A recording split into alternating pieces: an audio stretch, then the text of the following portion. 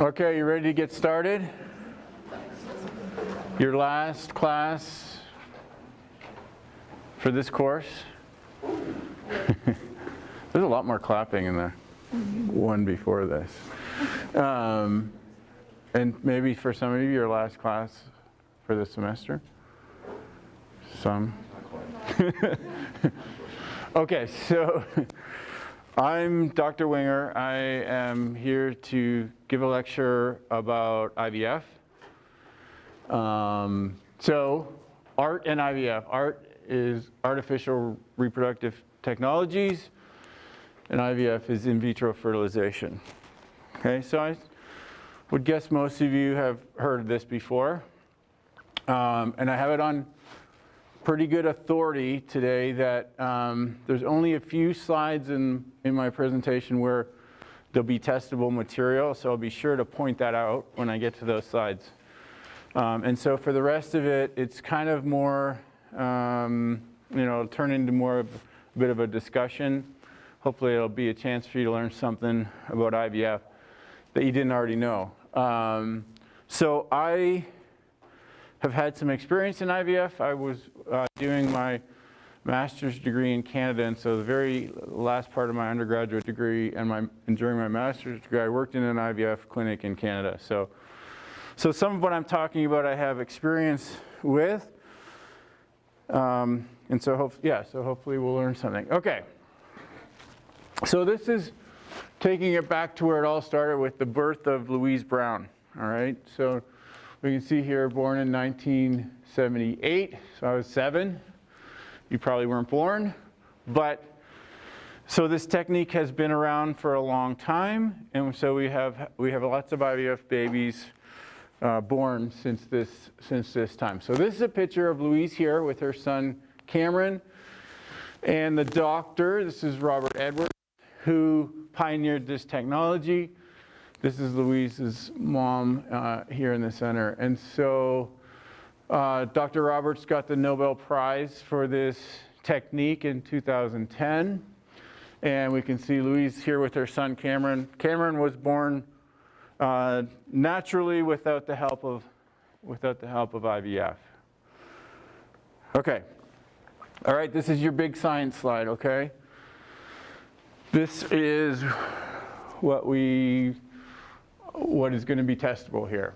Okay, so this is a diagram of what the IVF procedure looks like.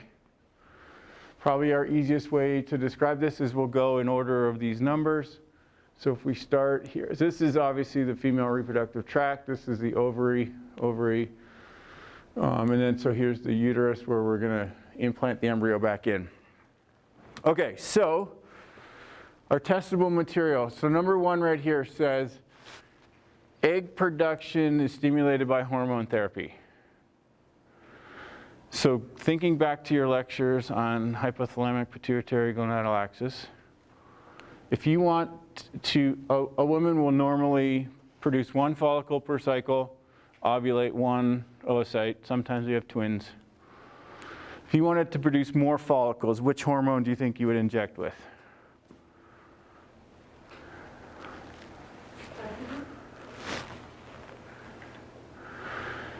Estrogen, where does estrogen come from? Estrogen comes from the developing follicles as they're growing. That's what produces estrogen. What stimulates follicle growth? FSH. Where does FSH come from?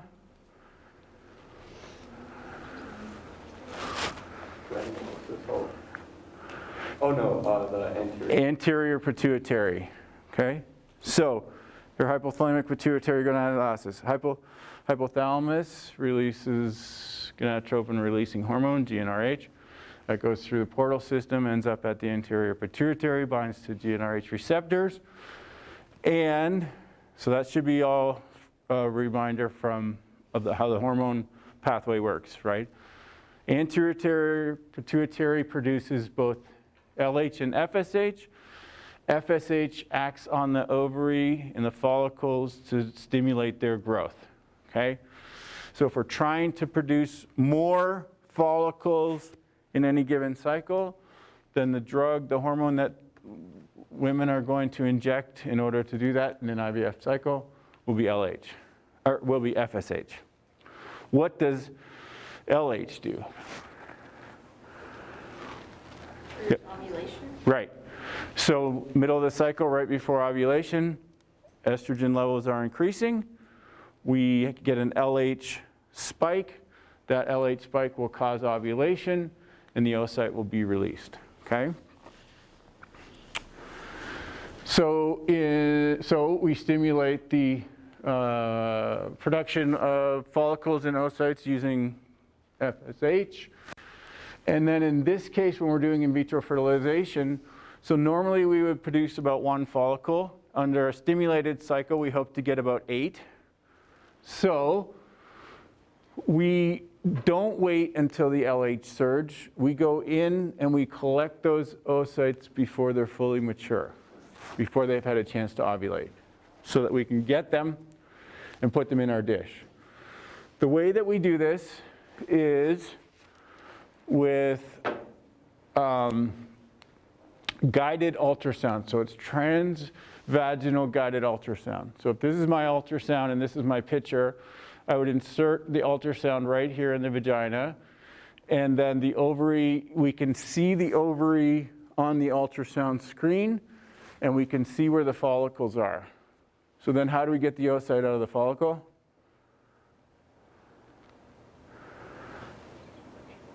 So attached to the ultrasound so that we can direct it to the follicle is a large needle.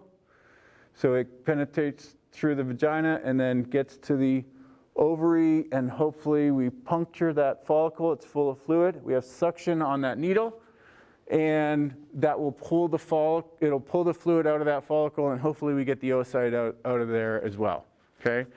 So that ends up in a tube, and we put them in a petri dish and we search for the oocytes. Okay? Is anyone familiar with this procedure of collecting oocytes? Okay, so the big question in the previous group was, does that hurt? And it does. It's definitely stabbing a big needle through to the ovary. And so, and this is where we're also gonna talk about some of the ethical things that are involved in IVF today. And so this is a procedure that when I was doing it back in '94, we would just lightly sedate the patient. They would lie down, we would go in and we would collect these oocytes, and it was painful. You could tell that it was painful. And so we would get 8 or so oocytes. But I've heard that now it's quite common for this procedure to be done under a general anesthesia, so the person wouldn't feel that. And then we'd grow them, culture them up. And so this is one of the differences. When I was doing this in 1990s, we would put the sperm and egg together in a dish, and then they would get fertilized. We would see a 2-cell or a fertilized embryo, and then the next day after the retrieval, we would take that embryo and transfer it back. Okay, so we knew we weren't doing this right. We were transferring early stage embryos into the uterus, and normally those embryos would be in the oviduct, in the fallopian tube. So they would have just been fertilized the day before. Normally they'd be here. They'd make their way here to about the blastocyst stage, and then at the blastocyst stage they'd implant into the uterus. So now, with our new technology, what we do is after fertilization, we grow them in the dish for 6 or so days until we get a blastocyst developed, and then we transfer that blastocyst back into the uterus. So it's good in that we get a little bit more of a selection process, and it allows us to transfer fewer embryos when we do our embryo transfers, okay? So it's okay now if this person is under general anesthesia, because For one, we have more days to grow the embryo before they come back in for the transfer. And we'll also see that most of our embryos now are being frozen anyways. Question? For people with the oocyte causing long-term damage, something you should worry about? So that's a great question. So, because part of our discussion today is going to be about donating oocytes. So I think there's several potential areas here for some risk. I would say that stabbing an ovary, well, first of all, the hormone therapy, that's not normal. So creating 10 or 8 follicles in a given cycle is abnormal. So there's some risk there. Anytime you inject yourself with a drug, there's probably some risk. Is there risk to the ovary? There probably is.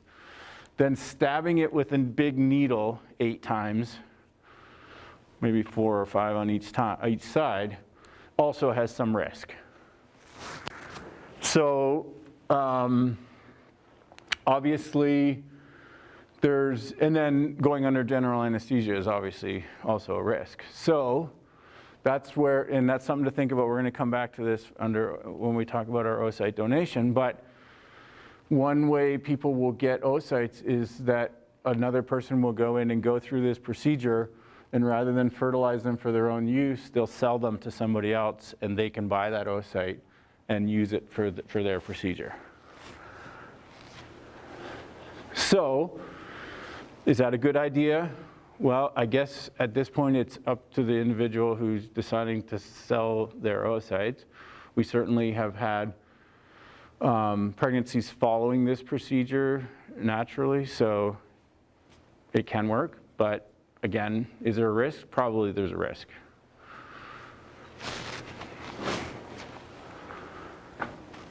Any other questions?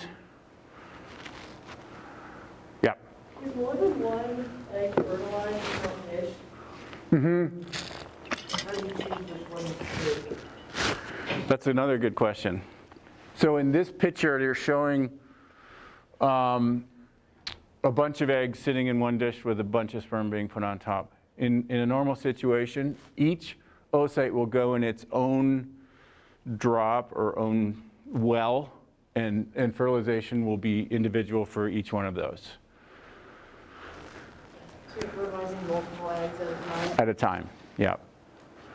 Yep, and then so what we get, how do we decide then which one to transfer back? So let's say we get 10 embryos, and 8 of them make it to the blastocyst stage, and 2 of them don't even start to develop, right? So that's what this is showing, this early development here. You saw pictures of blastocysts already? Big, round, fluid-filled. So that's the goal. So if they don't develop, they're not gonna get transferred. Then, and we'll talk about this, the standard method now is we freeze all of these embryos. We don't do transfers that cycle. And then the patient will come back at a later time and get this embryo transferred. So all of them would get frozen, but they'd all be graded based on my visual perception of how good they look. And then you normally transfer the best ones first and go down and eventually end up using all of them. And a lot of times those ones that you graded as not the best will still end up in a pregnancy. So that's how we do it. We don't have a real good measuring system other than what does it look like. So how long can they be frozen? Like, if you have a baby that's multiple years old? Yes. The baby will be 6 days old when it's frozen, but it can live in the liquid nitrogen tank for years.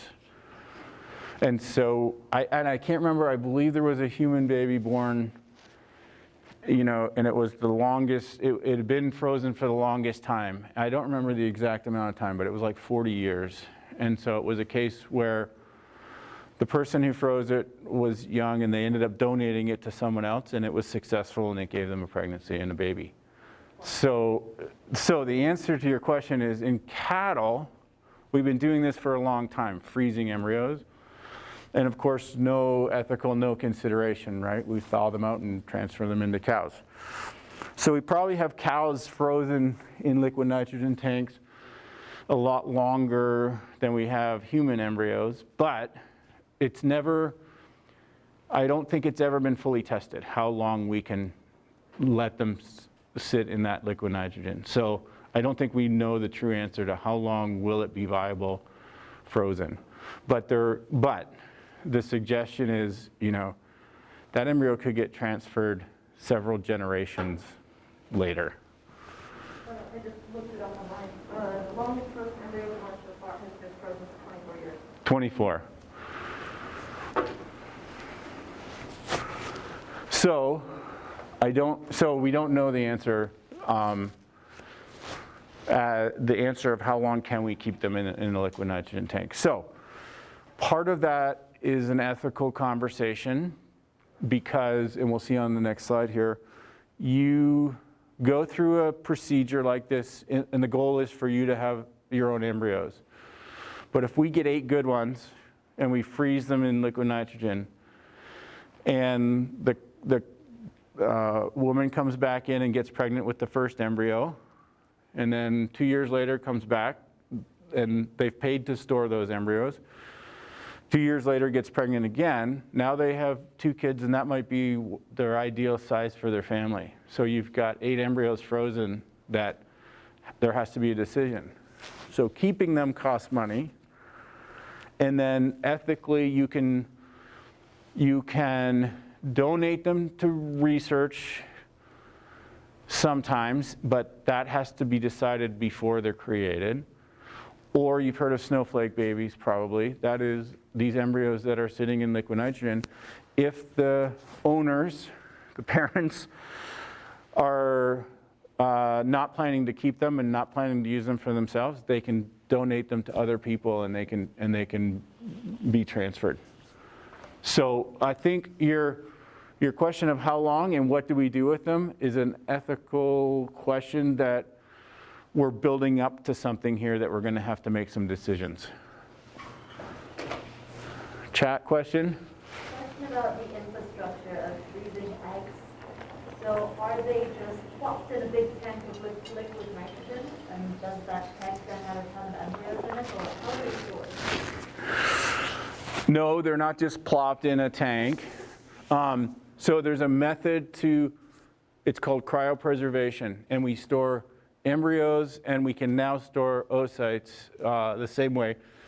You put each one individually, you add a cryoprotectant so that when it freezes, it won't form ice crystals and burst the cell.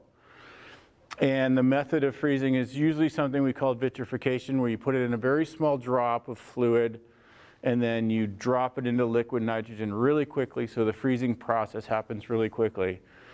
And then each embryo will either be in a straw or in a vial on its own, labeled, and stored individually in liquid nitrogen.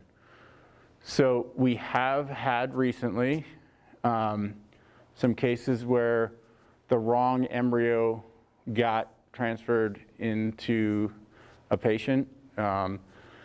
And so you can imagine that was probably a labeling error on the liquid nitrogen vial. Do you have a question? Okay, so people can sell their oocytes, could they sell the embryos too? Is there a market for that? As far as I know, there's not a market for selling embryos. Legally, yeah. There is definitely a market for oocytes. So we've decided that selling oocytes is going to be a thing that we allow. The ethical issue, an oocyte isn't an embryo, so I think that's where we have our difference. And so right now the system is only structured for you to donate your embryo to somebody else, but it could come. Are embryos lost in the freezing process? Yes. So there's a technique when you thaw them to give it an hour or 2 in vitro to assess whether it's viable. And again, it's mostly on appearance. And if it doesn't look viable, it won't get transferred, and we'll probably pull the next one out. But there is a percentage of embryos that won't survive freezing. Obnoxious question. Do you know what that percentage is? Is it like It would be pretty low. I don't have the number off the top of my head, Yeah, fair enough. but it would be not, I would guess not more than 10%. Yeah. So why are like 8 eggs taken? Is it like unlikely that all 8 are gonna get fertilized? Is only like a couple actually get fertilized? Is that why we take so many? So it's a good question. It's kind of, there's lots of answers. So when we do this technique, it's a painful, invasive technique. So if you didn't stimulate to make more than one, you'd only get one each time, right? You could track a cycle and say there's probably a follicle there with a good egg in it, and then you'd go in, it would be on one side or the other, and you could go get it. So chances of getting fertilization are better if we have 8. And we can do this once. And then once they're frozen as embryos, you can come in anytime and get that embryo transferred. So even if you're not planning like immediately having kids, but you've got your partner and you say, we're gonna fertilize with this sperm, then freeze 8 embryos and come back, and then it's much less invasive, it's cheaper to get them transferred. So there's a financial reason there. And there's other reasons to do IVF, which we may get to. I didn't get to at the last lecture, but we can take from this embryo, we can pull a single cell out. And now with our genomic sequencing, we can sequence that entire genome in that cell in about half a day.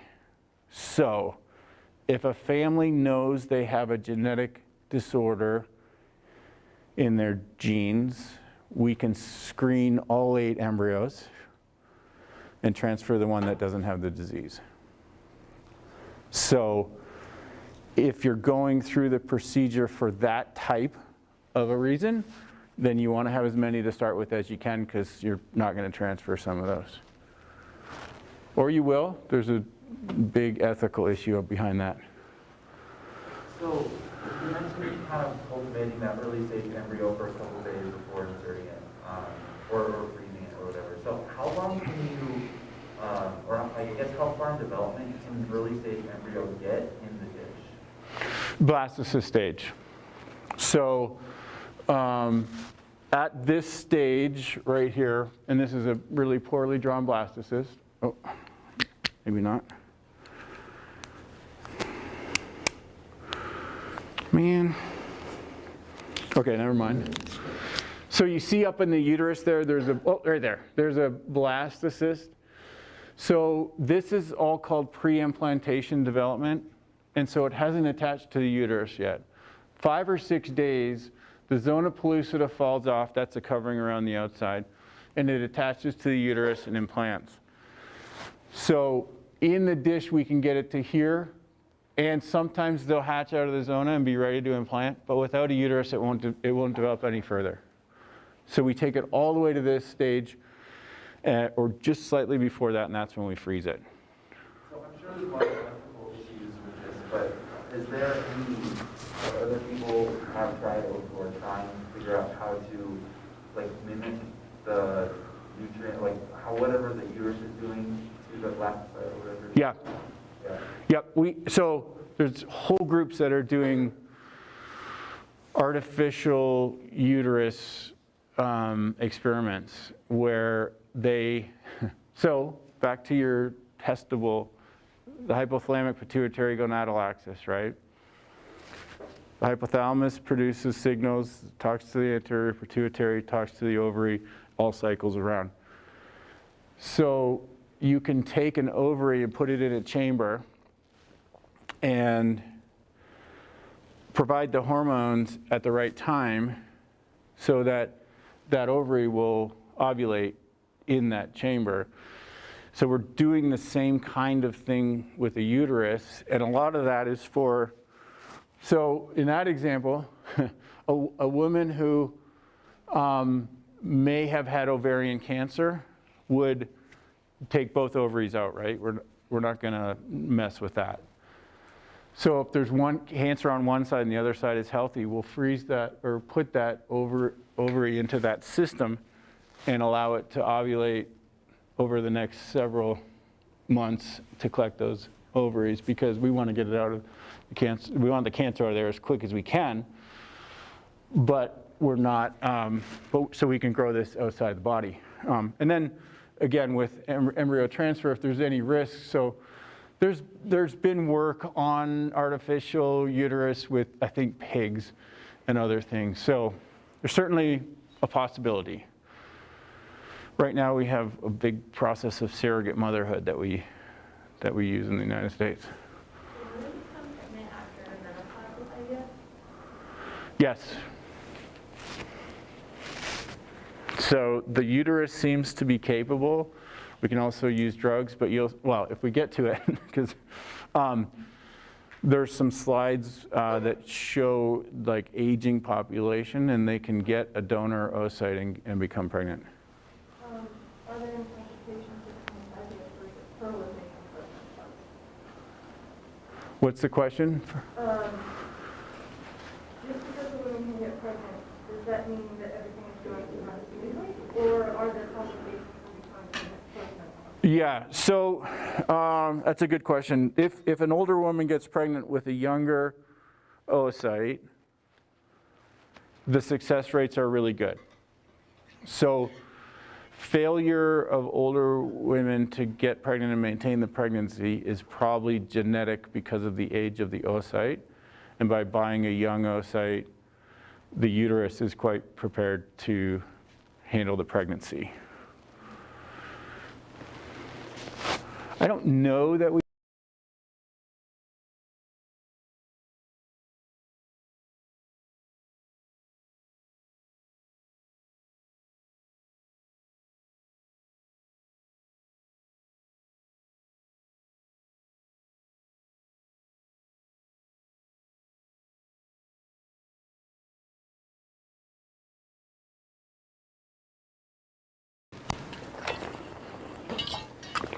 Okay, we're good with this slide? All right. So here's the next question for you. How much does this cost? Some guesses. 50,000 is pretty close. 50,001. You went over. 30 is a really good guess. So let's look at, this is from the website of a clinic just down the road in Denver, CSU Advanced Reproductive Medicine. It's a not-for-profit clinic. Slightly older pricing, but it's advertised on their website. So if you just do the IVF package, which you have to at minimum do, here's your price. Now ICSI we haven't talked about, we're about to talk about that. So you're gonna add ICSI on, that's $2,000 fee. Freezing your embryos, that's the cost of storing them in liquid nitrogen. So you're gonna be in for all of this. You're gonna have to transfer one of those. So you'll be in for this, and then if you transfer a year later, and then a year, and then 6 months after that, every 6 months you might be paying for your embryo transfer. If you go with a donor, you're gonna have to pay a coordination fee on top of the price of the oocyte that you buy. And then the stimulation drugs, again, we're gonna inject with FSH to get more than one follicle. And this is probably on the low end of the cost. So you can see if you add all these up, we're getting pretty close to 30,000. With the cases of like the wrong embryo getting transferred, is that just like suing potential? Yes. So much money for Yeah, so we didn't get that far in our discussion, but I brought these. So there's at least, so we had a case in our clinic where we put the wrong embryo in, and because of racial difference, we could tell. And that's what this one was too. So in Queens, New York, an Asian mom gave birth to twins, 2 non-Asian babies. So that was their first indication that something had happened. And so I used to tell all these stories about how when we transferred the wrong embryo by mistake, we knew right away. The person who did the transfer got fired, which I don't know, may have been her fault. Luckily, I wasn't involved in that, anything to do with that transfer. But this was in 1994. And so you're asking about liability of the clinic. And it ended up that we figured out I think genetic testing figured out who the mother was. And they each had a baby. No, that's not true. One did and one didn't. The mom who did knew who the biological parents were. And within a couple weeks, I think, they adopted the parent, the real baby. So, but legally, I don't know how, I was going to say this probably doesn't ever happen, but it does happen. In this case, the woman who gave birth in the hospital to the baby had the birth certificate and was the legal parent. So it didn't matter about genetics. So that's why, but they were like, well, that's not going to be good for us because we feel bad. And so they adopted the baby over to the other family. Legally, our clinic had zero legal responsibility for that mistake because when they came in for their initial appointment and signed the paperwork, the lawyers had written in our legal documents that sometimes things might not, we might make a mistake, and if we do, we are not liable. So I don't know in these cases the liability, but it's starting to get ridiculous, right? Like so in this case, it was a Southern California clinic, and so the Asian mom had twins that were two different parents, kids. So there's 3 couples involved in this lawsuit now, right? And then the other one was, again, maybe in California, where I think they each had babies, but then the babies just didn't look like they expected. And so they did DNA tests, and they found out, yeah, sure enough, it's not our baby. And so then somewhere else in the country, someone else was doing a DNA test and found out that their baby wasn't their baby, and then they found out who the right babies were, and they switched them. But it took about 3 months. So my point of all this long story is, although that's fascinating, a year ago and up until now, when I would teach this lecture, I would say, well, this happened to us in 1994. And I was writing with a Sharpie people's names on embryo dishes. Today we use barcodes and everything else to track embryos, so I always say there's no way this will ever happen again, so we don't have to worry about it. And it happened in 2018 and 2019 in the US. So it does happen. Yeah. So what kind of qualifications do people have to work in clinic? Maybe doctors? No, grad student could work in a clinic. They'll train you. You can work in a clinic. And there's obviously procedures, but yeah. And the doctors make mistakes also. Yeah, so if we get, well, I'll make sure I end with that slide because I think this group sounds like they're interested in this. Okay, so it's costing a lot of money. The clinics have to, the reason I put nonprofit, the clinics report their success rates to the CDC, which is probably good because then if you're shopping for an IVF clinic, you can see how successful they've been. But in a profit-driven business, you make more money and can charge more for your services if your success rates are higher. So they want the numbers reported in the CDC report to look good. And even this clinic has it on their website. If you go, they'll say, our rate is 28% of fresh transfer, whatever. They can nitpick one little piece of data, put it on there and say, that is better than 99% of clinics. So everyone is doing that. Everyone is advertising for their business. But some clinics have the luxury of choosing their patients. So someone comes in, they sit down and have a conversation. And the counselors, the doctors will say, I think we can get this one pregnant. All right, sign her up. The next person comes in and it's a complicated case. They think that there's a good chance they won't get that person pregnant. And so then the for-profit clinic says, you know what, I think you'd be better off going down the street to CU because they're a nonprofit and it's going to be a little cheaper for you. And we see this as a case where you might not come away with a baby. So if you come here, you're going to also not come away with a baby, but it's going to cost you more money. And so they only take cases where they think they're going to be successful, and that gets them more clients. They can charge more money, and then they can perpetuate the situation. So I think the CDC has, it's a good idea to report our results, but I'm not sure it's ethically that we're getting to the place we want to with that. Okay, we've had 5 million people born. It's higher than that now.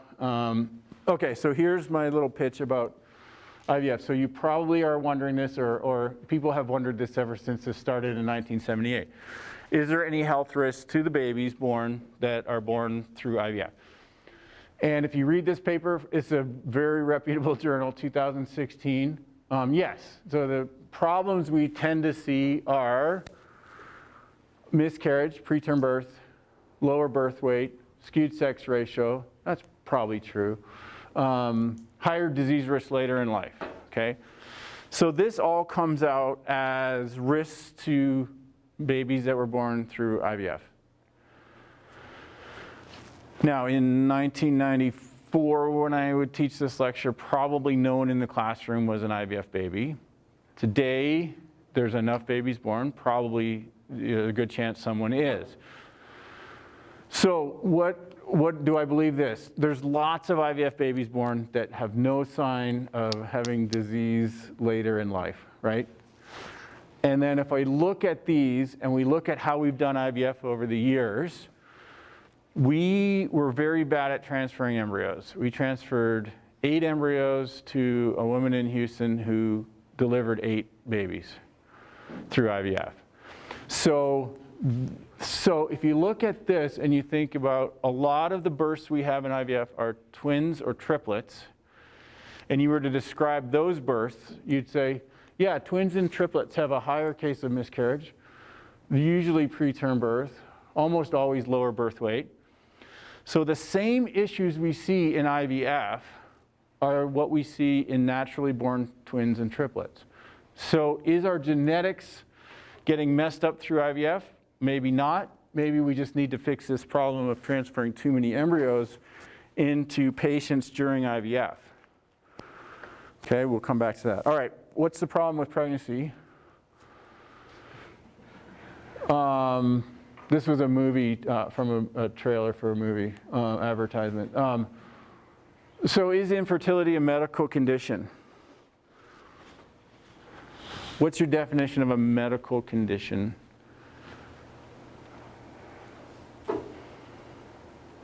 What about cancer? Is that a medical condition?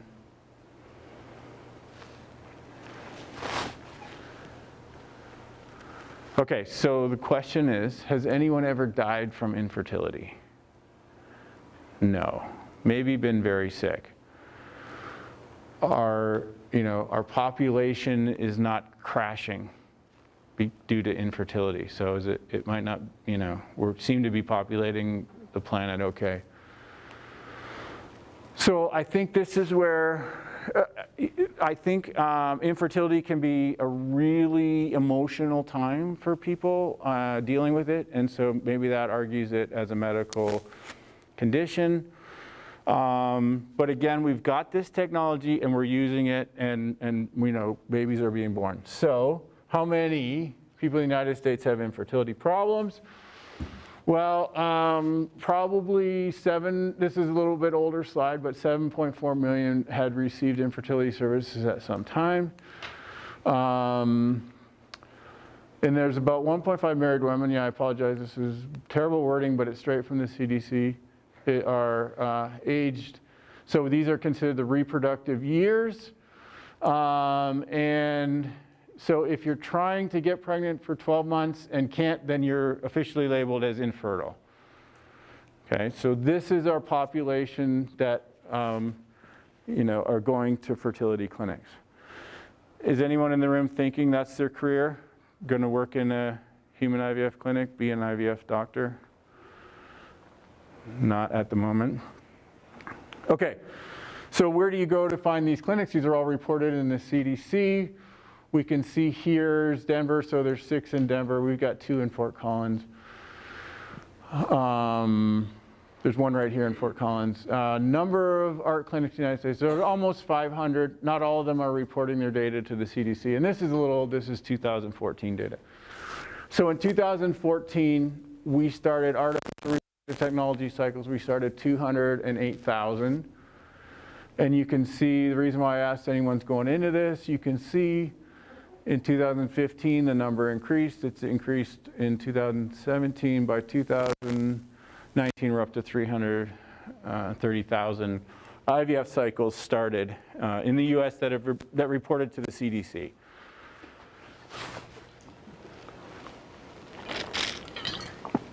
Okay, so our industry is growing. More and more demand for IVF services. Okay, here's babies born in various years through artificial reproductive technologies. We can see 2003 we're at 48,000, now we're at 83. Okay, now here's where things start to get complicated with our numbers, and it happened around 2017 where, because we can freeze eggs, oocytes, and embryos, that a lot of cycles get started, but there's no intent on transferring an embryo immediately. You're either going to freeze the egg and fertilize it later, or we are going to bank the embryo, okay? So if we look at this number of infants born, we're at approximately 1.7% of all infants born in the US are conceived using ART, and worldwide population of people who have red hair is about 2%.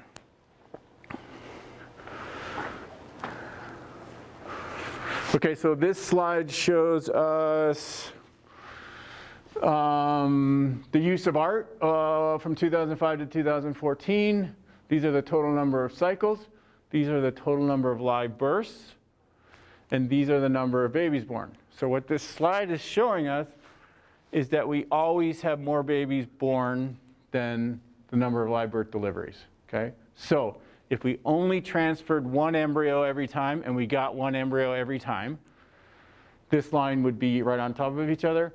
If we only transferred 1 embryo every time, which would be ideal, and we sometimes didn't get a baby born, then this line should be below this line.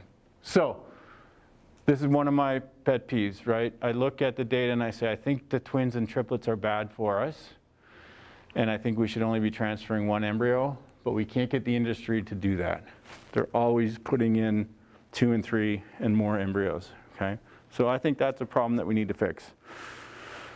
Okay, intracytoplasmic sperm injection. I believe this is also fair game for your test. You should know what this is, okay? And simply what it is rather than do IVF in a dish where we would put the sperm surrounding this oocyte, we have a holding pipette here. We put suction on that holding pipette. It's holding this zona pellucidus around the outside, holding it steady in place. We have a sharpened pipette that we go into a separate dish. We pick up 1 sperm.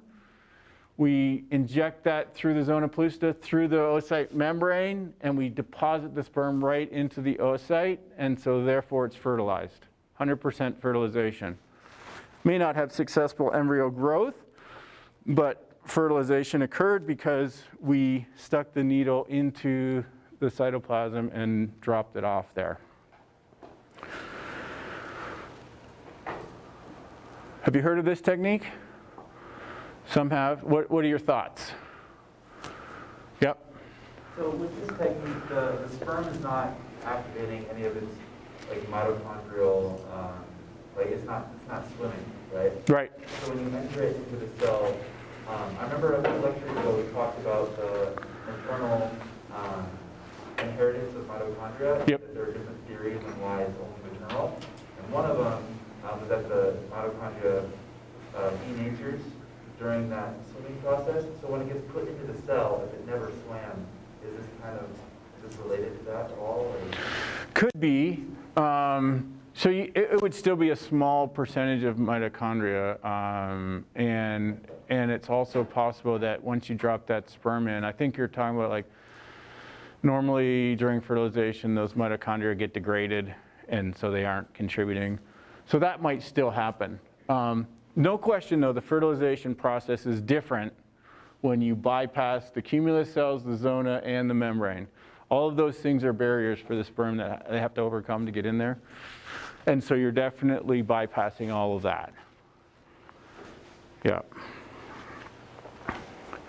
Okay, we are also running out of time, so let me just show a couple more slides here. We've only got, what do we have, about 4 minutes left.